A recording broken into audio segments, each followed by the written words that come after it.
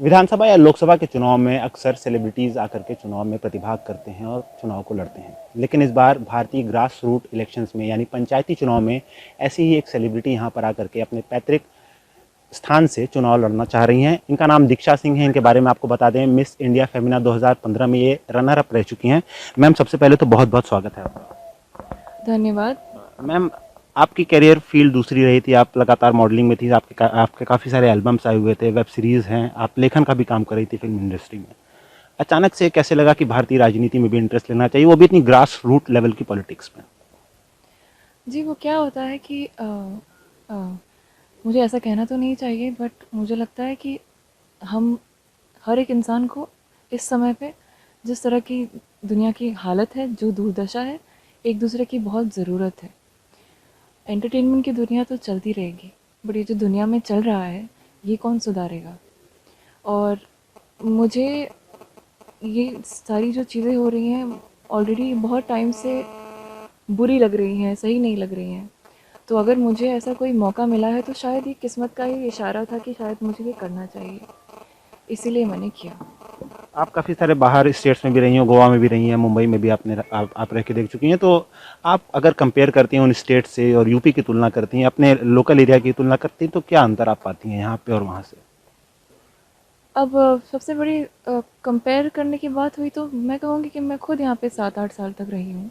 जब मैं यहीं पैदा हुई हूँ, यहीं बड़ी हुई हूँ, और मुझे इस जगह से बहुत प्यार है, क्योंकि जैसी ये दुनिया है वैसी और कोई दुनिया होती नहीं। जहाँ आप पैदा होते हो वो आपकी मातृभूमि जो होती है वो तो मातृभूमि ही होती है।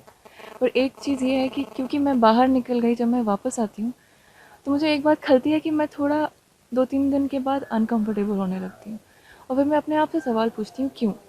क्योंकि मुझे ऐसा लगता है कि शायद यहाँ पे रहने की वजह से मैं शायद बाकी की दुनिया से थोड़ा-सा कट गई हूँ।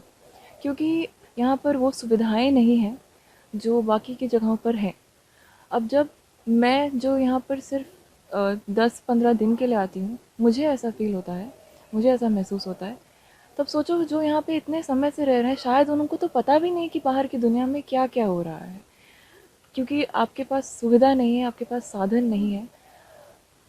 शायद ये सारी चीज़ें जो हैं एक नया मोड़ ले आएँ लोगों की ज़िंदगी में, उनको दिखाएँ कि ऐसी बहुत सारी चीज़ें जो हम कर सकते हैं। मेरे गाँव में इतनी सारी लड़कियाँ हैं, मेरी बहनें, मेरे जैसी लड़कियाँ, शायद वो भी मेरी तरह कुछ करना चाहें, बाहर आना चाहें, तो बहुत फ़र्क पड़ सकता है इस बात से। क्या एजेंडा रहेगा इस बार के इलेक्शंस में? क्या आपके मेन मुद्दे हैं जिसको लेकर के आप इस बार इलेक्शंस में आ रही हैं? सबसे बेसिक नीड क्या रहेगी जो आपको लगता है कि जो यहाँ के लोगों को प्रदान की जानी चाहिए? तो मुझे लगता है कि हमारे पूरे देश में वुमेन एम्पावरमेंट एक बहुत ही बड़ा एलिमेंट है।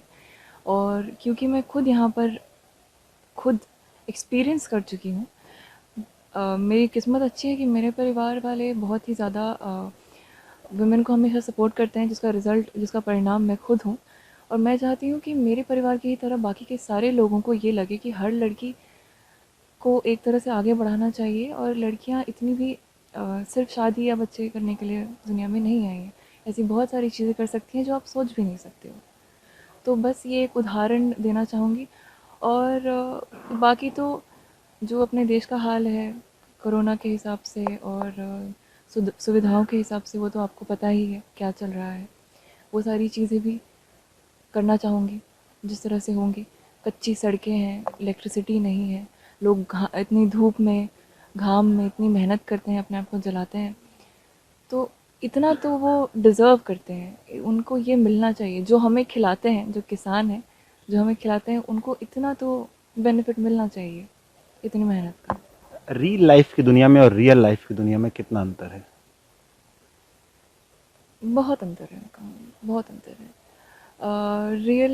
रियल लाइफ की दुनिया तो उस बहुत अंतर है, लेकिन दोनों में बहुत मेहनत लगती है।